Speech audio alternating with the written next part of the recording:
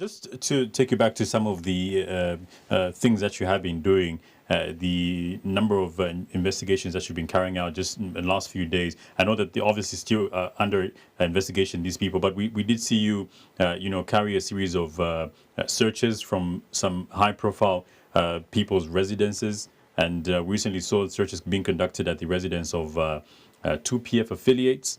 In this case, we saw Walia Kalandanya's residence and Bowman Lusambo's residence as well just be searched. But is the search that was conducted at Walia Kalandanya's residence in any way connected to Bowman Lusambo? That I wouldn't tell, because it's an ongoing investigation. And what people also need to understand is that when a search is conducted, it's basically just an aspect of the investigation that is taking place. So what will be found out will be the evidence that will be able to tell whether there's a connection in that particular case. So also when only when this search is actually heard by the public do we have media inquiries on it. Otherwise, it is supposed to just be a search that will help collect evidence on an allegation that is already with the commission, just to substantiate what really happened, or is what we are looking for the evidence that relates to the allegation that has been brought to the commission. Mm-hmm. Well, the reason I ask this question is because, again, there has just been a concern that some of the investigative wings are just still going after individuals who are part of the previous regime, and it seems to raise a lot of eyebrows on whether there's a lot involved around this. But just help us understand why there seems to be quite a number of investigations, especially regarding the PF members, seeing in the recent past how there are a lot of cases that have come up, some being detained, the PF members that is, and even being arrested. In this case, we're looking at Bowman Lusambo. So maybe you could just briefly respond to that regarding the investigations on the PF members. There seems to be quite a number of them. Okay. These are political figures. I think it may be irrespective of the political party that they belong to, but only that these are political figures and people would want to, they go on social media and talk about them so much. But then there's also another aspect to it. The information that the commission receives is out of the goodwill of members of the public. So there are certain times that you might not even have the information that you'd want to have. You will be conducting your investigations here and there and collecting information as you may. But there's certain information that does not come necessarily because of certain people holding certain positions.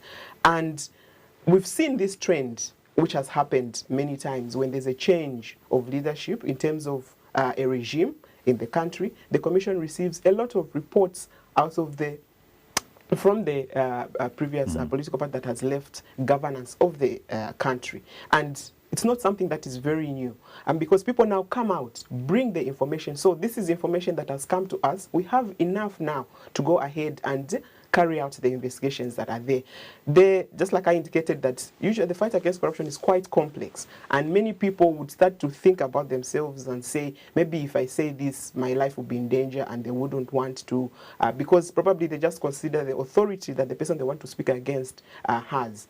But right now, we have actually received overwhelming information that is giving us work to do, and also we had work before, yes, but I think there's so much information that has come out that we are able to act on these particular cases, and people think we are following specific people, when in actual fact we're basically doing what we were doing before.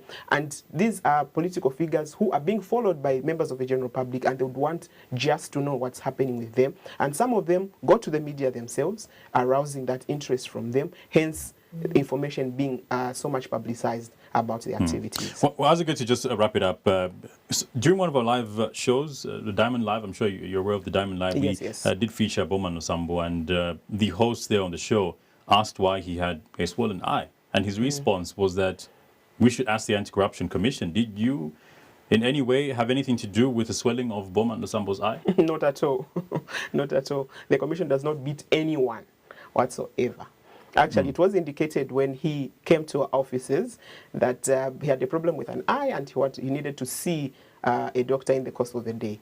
But the interrogations took that long, and I think as the day was progressing, probably the pain or something, it kept swelling, and so on and so forth. So as a commission, we do not inflict physical pain on our suspects. We do our work very professionally. So from the response, you could tell that really, if it was us, he would have indicated that I was beaten, but it had nothing to do with the commission.